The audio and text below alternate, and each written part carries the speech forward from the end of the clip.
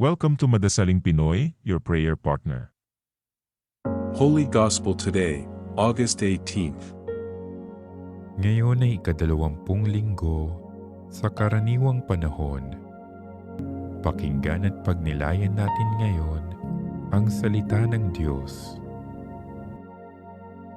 Ang mabuting balita ng Panginoon ayon kay San Juan.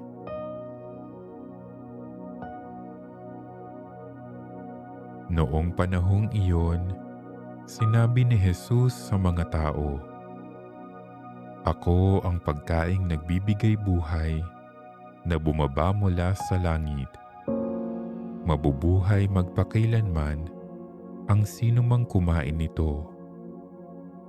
At ang pagkaing ibibigay ko sa ikabubuhay ng sanlibutan ay ang aking laman."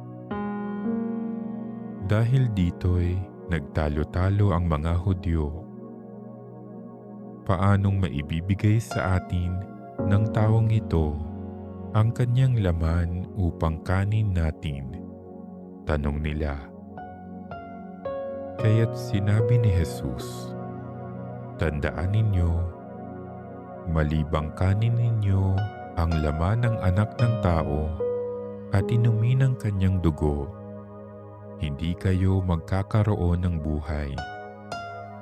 Ang kumakain ng aking laman at umiinom ng aking dugo ay may buhay na walang hanggan, at muli ko siyang bubuhayin sa huling araw, sapagkat ang aking laman ay tunay na pagkain at ang aking dugo tunay na inumin. Ang kumakain ng aking laman at umiinom ng aking dugo ay nananahan sa akin at ako sa kanya.